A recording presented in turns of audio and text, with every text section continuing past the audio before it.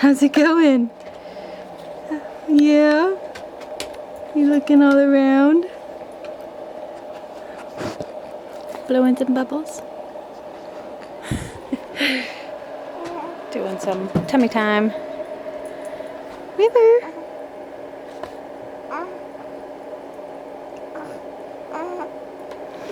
I'm gonna try to do this as a one take. We'll see how that goes. I mainly just don't want to edit it, and I kind of want to get it up today. It's Saturday.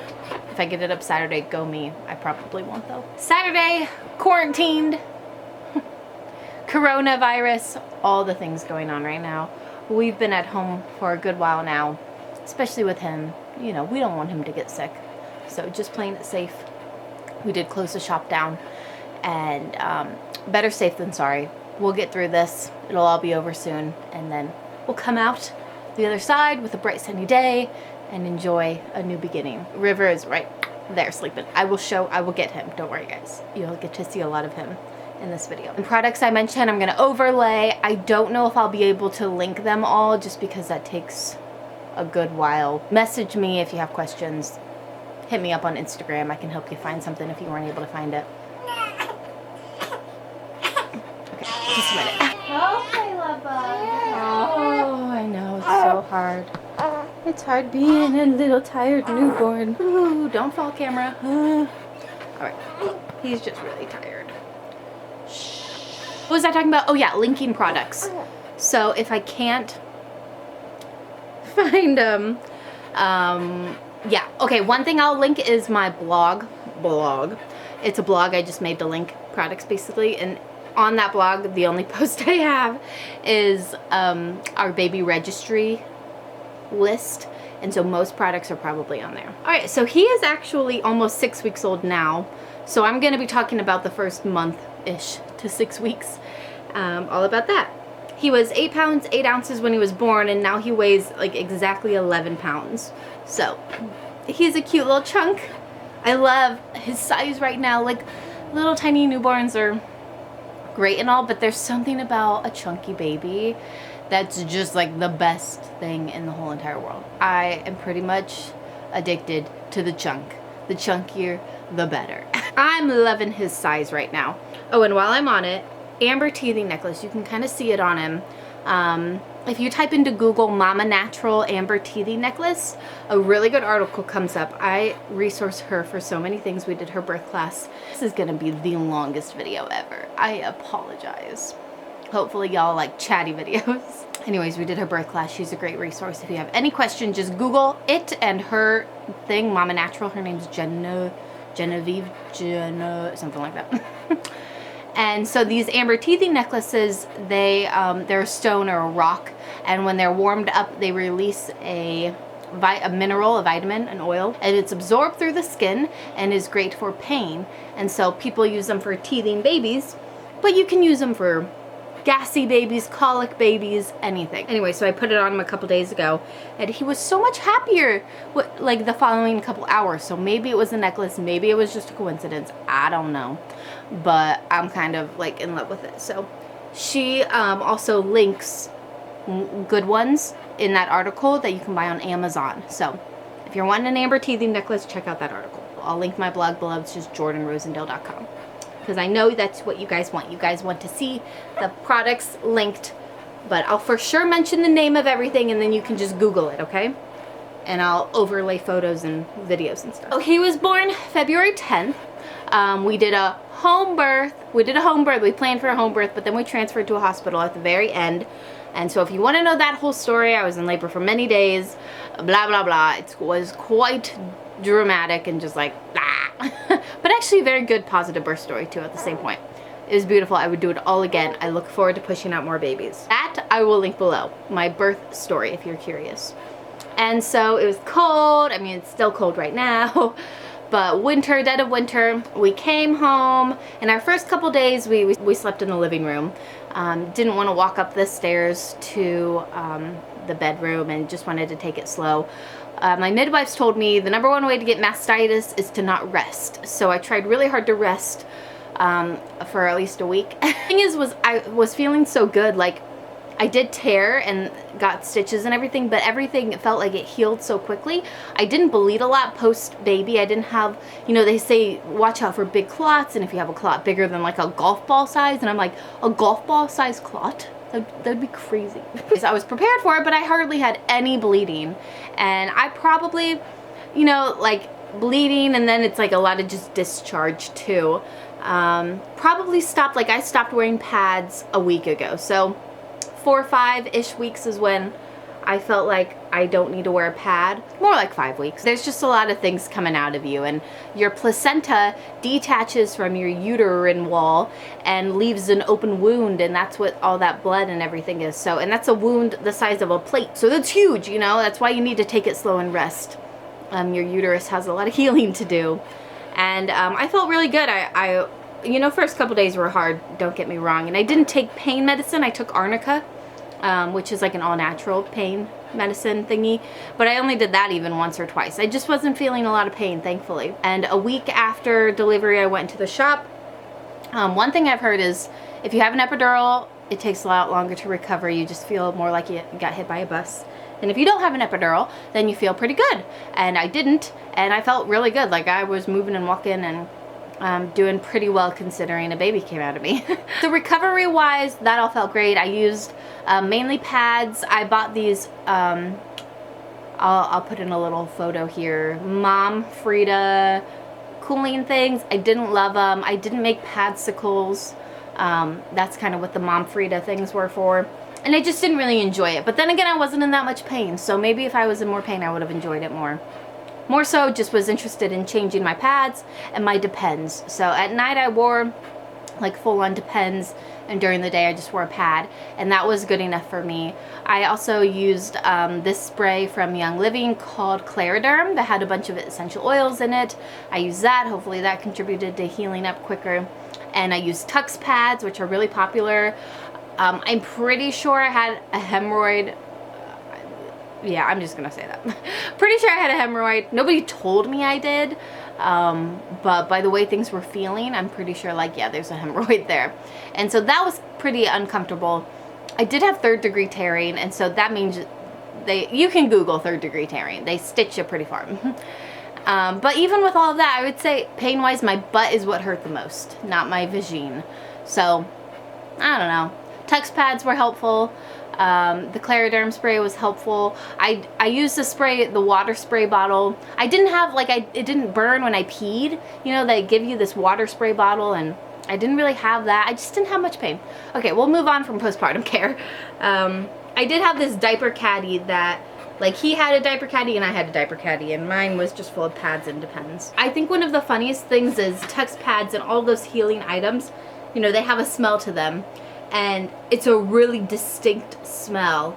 And I remember thinking recently, I'm gonna miss that smell, which is so weird because it's not necessarily a pleasant smell because it's all related to that. Like, though you correlate it with I'm healing my down layers, but it's also correlated with like my newborn baby.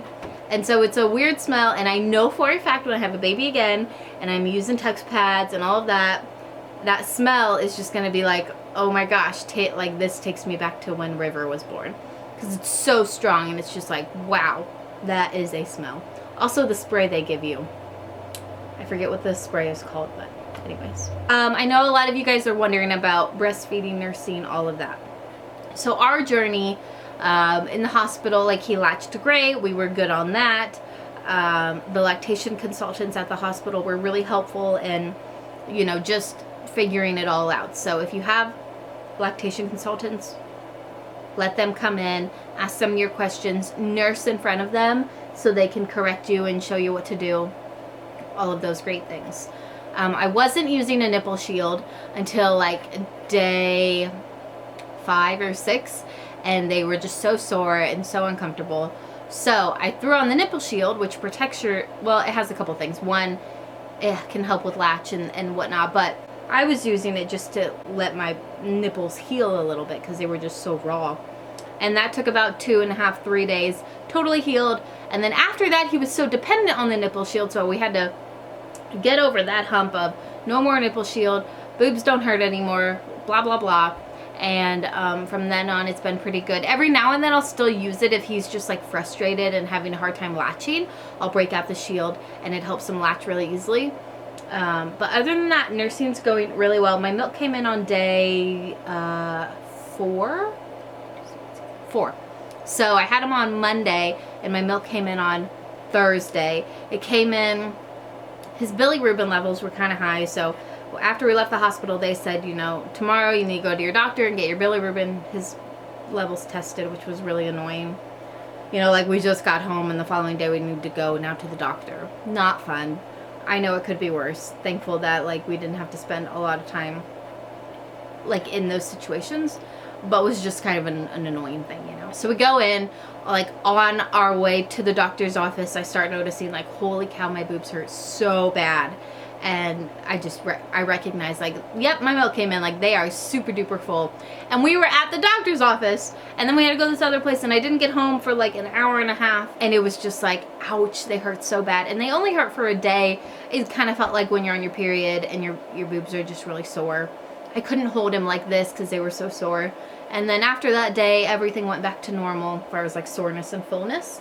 And so he's been breast milk only. So one of the biggest things is my Haka, which is a suction portable breast pump thingy. You just suction it to your boob and it like extracts the milk. And you do it, my best tip is to do it while, you know, he's feeding. So he's feeding on one side, you Haka the other side. And usually I get around 2 ounces-ish during my Haka and he gets fed. So I do have a pretty good freezer stock, which is nice because the grandmas watch him every now and then, and it's so simple. I don't have to plug into anything. You know, it's easy to clean. Get a Haka, get 2 Hakas, and get the one with the lid on the top, so when you're done hacking you can put the lid on and easily just put it aside, you know, finish everything and then go put it in a freezer bag or in the fridge or whatever you're gonna do. And on that topic, a mini fridge for your bedside. I'll show you this one, the one we have. It's from K-Now, and it is so nice because you don't have to go downstairs. Breast milk can actually be left out like 6 hours, I believe, unrefrigerated. It's the most lovely thing ever to just have a fridge right where you're sleeping as you're doing feedings and things like that at nighttime. Purposefully didn't do anything to like crazy increase my milk supply because I didn't want to get engorgement and an oversupply and all of that. So they really just make exactly what he needs, and I'll Haka, like I said, a couple times a day. I try to get 1 feeding a day by Hakaing, slowly building a stock, and if we need it then it's available. But he's pretty much always with me, so we don't really need a huge stock. A couple days ago I feel like I noticed my supply dropped a little bit, and I talked to some people and they said your supply has probably just regulated and your boobs are probably just making exactly what he needs and kind of no more, because it kind of feels like it's a little lower, but obviously he's still getting super full and is very happy and gaining weight. And I mean, it's only been 3 days, so since it's quarantined and we're not doing anything, I made a roller ball with fennel, which has been known to increase your milk supply a lot, and applied that yesterday. Like, noticed a huge increase in my milk supply, so that worked. If I feel like I really am losing my milk supply, which I don't, I just think it's regulating, like my friend said. But I can use the fennel roller bottle and get a ton of milk really quickly. Fennel essential oil, milk supply. If you're interested in essential oils, shoot me a message. We have a full-on community and team of essential oil loving people, so we got lots of info on that. Okay, sleeping. Let's talk sleeping. Honestly, guys, I think the whole sleep topic with babies is quite annoying. For some weird reason, society, and we've put this like standard on moms of like, make your baby sleep through the night, which is just silly. It's a weird thing to expect from such a little human to sleep through the night when most adults can't even sleep through the night. I mean, it's just so strange to me. So it's not a question I like to ask other moms. They're just little humans. It's okay that they don't sleep through the night. And it puts so much pressure on parents. It's like the #1 pressure people put on parents is your kid sleeping through the night. And if they're not, you just feel like you're totally ruined.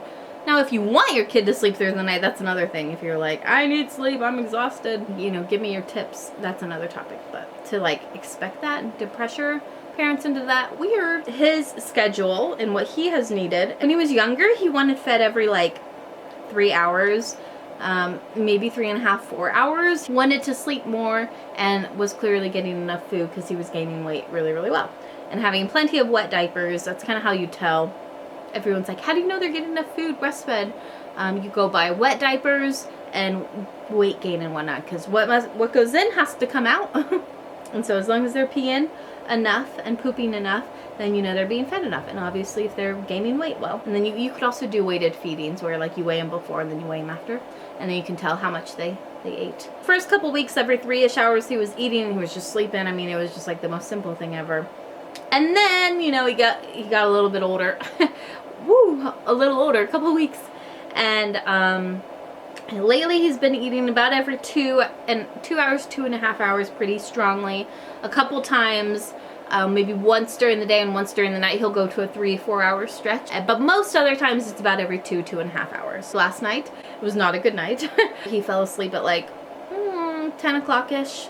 Fed him, put him down, and then he woke up at like midnight, and then he was like awake until like 3 a.m. He just didn't want to sleep. So trying to make sure he's awake during the day a good amount and not just sleeping all day. So we don't have a specific like diaper changing place for him. I just have a diaper caddy and then this like portable diaper mat. And so depending on where we are is where we change him. Recently all changings and stuff have been upstairs as we've just gotten comfortable up here and kind of into a routine of downstairs, we're downstairs and playing, and then upstairs we go to sleep. So you can see right there, there's the diaper caddy. We do like 50 cloth, 50 disposable, so we do cloth diapers. The ones I bought were Mama Koala, and I bought those only because they were on mega sale on Amazon. You got like 6 of them for $25, which is so cheap. So I bought 2 packets there, so we had 12, but I just bought 1 more packet. So now we have 18 cloth diapers, and that's more than enough to get us through one day. So normally our cloth for a full day, I'll wash them, I'll do disposable while they're washing and kind of that transition, and then I'll do cloth again. So usually it's about every other day we're doing cloth and every other day we're doing disposable. And it works really well for us. Save some money on diapers. It's really convenient. You know, we never run out of diapers because we always have the cloth ones. During this pandemic going on, you know, we're not worried about running out of diapers. We do have some disposable, but have been using cloth. It's just simple. Cloth diapers are just like really dirty laundry. You just wash them really well, and that's all you gotta do. So you don't need any special laundry detergent. We use Arm & Hammer Sensitive Skin. It's cheap and works really well. And you just do a pre-wash, and then you do a main wash, and then you dry them in the dryer. So just like really dirty laundry. It's so simple. He really likes them. He's wearing one right now. It's kind of a no-brainer, not a no-brainer, but if you're doing laundry, it's kind of a no-brainer. Like, even to have a packet or few, you know, just in your closet in case you run out of diapers. Like, what if you run out of diapers? Oh, it's okay. We got some cloth diapers available for 25 bucks. And you can get a 6-pack. Oh my gosh, these disposable diapers are the most luxurious, amazing diapers ever. I'll insert a little clip here. Holy cow, I've used a bunch of different diapers now because we used some at the hospital. We were gifted some. I've bought a few like natural diapers. And these are by far the best diapers I have ever used. They're thick and they're soft and there's no weird like hard bits to them. Like sometimes the little snap-ins are like plasticky and painful, I feel like. They're amazing though. Oh my gosh. You guys have to buy just 1 packet of these diapers. Okay, this ointment is the best ointment. It's Dr. Bronner's. I'm trying to see, where do I have it? I'll include a clip. It is awesome for diaper rash. So you can put it on the bum every time you change your diaper. And I used diaper cream with zinc one time and he responded just terribly to it, and so got a little bit of diaper rash, and then I used the Dr. Bronner's one and it went away in a day, and we haven't had any diaper rashes, any redness at all since. And I'll use that not like every diaper change, but you know, every now and then for a good amount. And especially like if he's gonna wear a diaper for a long time, really put on a ton of that because that protects the bum. Another thing we do is like let him air out essentially for an hour-ish a day. So no diaper, no nothing. I put him on his changing mat, which is waterproof. Usually I'll put like a towel or something, obviously have it ready to go if he starts peeing like crazy or pooping. And that just helps him air out a little bit down there and keep it nice and free. He also loves it. He just loves to be naked. So it's a fun time for him and good for him. What else do we got going on? Oh, for nipple cream, I just use coconut oil. Okay, Swaddles. Let's talk Swaddles. They're really important. He loves to be swaddled. He will cry when he's tired, and he's just basically screaming, I want to be swaddled!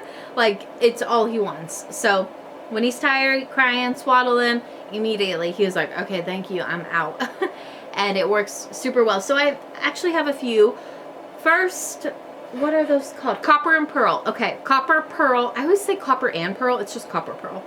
Their swaddly blankets are so stretchy, so you're able to really stretch the fabric around, and like, it holds them so nice and snug and tight. He loves those, so we'll do those a lot. I have one in like this orange color and a black one. Highly recommend. Those are linked on the website blog. The hospital gave us a Halo sleep sack, and he loves that too, so highly recommend that. If you're having a winter baby, it was awesome because it's a really nice thick fleece blanket swaddle that keeps him warm at night. So we did that for a really long time. Then I bought this. Oh, I have the Ollie swaddle as well. He didn't like that when he was first born. Every now and then he likes it, but it's definitely not my go-to. I think he'll like it more in the future, and in the summer, I think it'll be our go-to in the summer because it wicks away moisture and is nice and cooling. The most recent swaddle I bought was this one from Nested Bean. And it's a weighted one, so this little part right here in the middle is weighted. It has like beads in it. And then these two wings on the side are weighted as well. And it's supposed to be kind of comforting, like, oh, that's my mom on me. It goes on their chest. I was trying to see how like weighted it really feels. Pretty weighted. I've been using that one quite a bit lately, and I think he likes it. I don't know, it's kind of hard to tell. I haven't had a miraculous like, oh my gosh, I put him in the swaddle and he slept 10 hours moment. Like all the reviews say, you know, you like look up swaddle reviews and they all are the same. First night using it and he slept 7 hours. Woo! We haven't had that, but we like it. This one was expensive. The Ollie swaddle was expensive too. Actually, they're all kind of the same price. This one was like $40. The Ollie swaddle is, I think, $50. I don't know how much the Halo sleep sack is. We use all of them. We like them all. Sound machines, what he really has enjoyed. We have this one that blows air out. I will say, I don't really love it, and I wouldn't purchase it again because it blows air out, and he is like a sound machine addict. One night he was crying and couldn't calm him down. I turned the shower on and go over near the shower, and he is out cold. So then I, YouTube searched shower sound and played that, and anytime he cried, I'd just go like this with the shower sound, and he'd be out like a light. It was crazy. So he loves sound machines, and the wind one I want to put like right by his face, but I can't because it blows wind and air, and it has a draft, so nobody wants wind blowing on them all night long. So it's highly rated. People love it. I have it going right now. I should probably turn it off actually. Also, I need a portable sound machine, so I ended up buying one from Amazon. It's not here yet, but I would recommend getting a portable sound machine that does not blow wind and is really, really loud too, so that you can take it with you as you walk around the house. Or I'll be like trying to put him to sleep walking around, and I want the sound machine like in my hand so he can hear it. Also, you can take it on the go with you. You can take it upstairs, downstairs, changing his diaper, freaking out, put the sound machine by his ear. It just is like such a nice thing to have. He did not get a bath until he was like a week and a half old maybe. We didn't do a bath in the hospital either. Chose not to do that. I've actually read many places that it's not recommended to give him a bath because they're covered in amniotic fluid and vernix and all of that, and those things smell familiar to them and are also pretty, are good for their skin and full of a lot of good things. So you bathe them and then they smell like Johnson & Johnson, and they're like, what the heck? So just another thing that kind of makes transition from the womb to outside the womb kind of hard, and just to leave them be and let them smell like what they were used to. You might be like, ew, that's gross. I didn't recognize any weird smell he had. If I had him and somebody told me he didn't have a bath and I didn't know that, I would have no idea. I would be like, oh, he seems perfectly clean to me. And then when we did give him a bath here at home, we didn't use soap. We just used water and a washcloth and just kind of cleaned him up a little bit. And actually to this day, I've only given him a bath with soap once. They're just not dirty. They don't need soap. Just a little bit of water to rinse them off. Actually, really love just taking him in the shower with me and giving him a little rinse off. He loves it. The sound of it usually puts him to sleep. I'll just hold him in the shower and he usually falls asleep, and I'll take a little washcloth in and kind of wipe his face off because usually he has milk. We don't really do soap baths right now. He's just not dirty, but we do water. And we have done a couple Epsom salt baths when he was kind of gassy and had some stomach pains, so we do that as well. Oh, on the topic of gassy and stomach pains, we have given him he is on a probiotic right now just because he does seem to have a lot of gassiness going on. And we do bicycle kicks. That's probably been our biggest hurdle so far and hardest thing, is just the gas pains and the digestive things and the grunting. He's just such a vocal baby. Oh my gosh. He's always making sounds, always talking in his sleep. I mean, it's hard to sleep because he is so vocal. Like, you think something's going on, you go over, look at him, and he's just like, so talkative. Adam's mom said Adam was like that too, just very vocal. Right now he's kind of cooing. You can't really hear it probably, but he's making noises right now.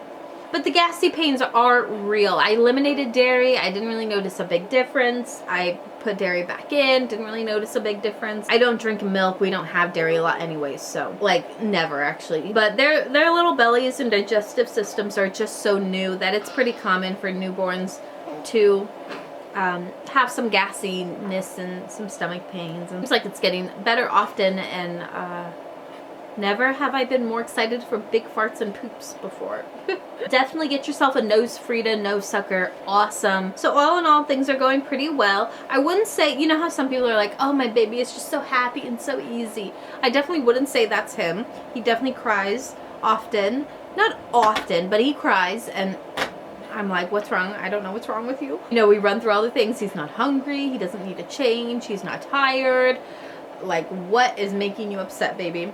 And sometimes babies just cry. So I wouldn't say he's the easiest baby. Might be a little bit high maintenance. But that's okay. Kind of doesn't surprise me, to be honest. Oh, darn it. I posted to my Instagram stories, but it just uploaded. But I posted it 40 minutes ago. Darn it. Our Duna car seat, best purchase ever. Oh my gosh. You know, going into work, all of these things. I don't have to carry a car seat. You just push. If you're looking for a car seat, I can't recommend it enough. It is literally the best thing ever. Everywhere we go, people are like, oh, that is amazing. Where did you get that? Blah, blah, blah. People are like so fascinated by it. And I would agree, it is amazing. That is our 1 month update. I feel totally normal and good. Recovered totally well. Baby boy is doing awesome. Super healthy. Super fun. He's been smiling at us officially, like as of like 5-ish days ago. He started really, he just smiled. Smiling at us. You know, he looks at us, we make silly faces, and he smiles. So he definitely is becoming a little man, and I just love it so much. I can't wait for him to be crawling and walking and all those things. Oh, sweet love.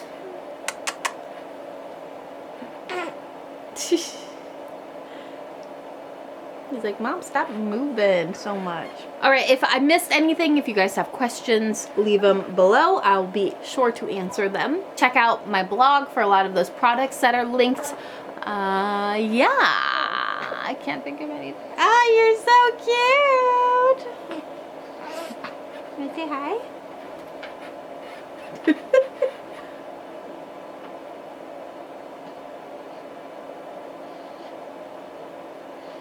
Thank you guys for watching. See you guys in my next video. Bye.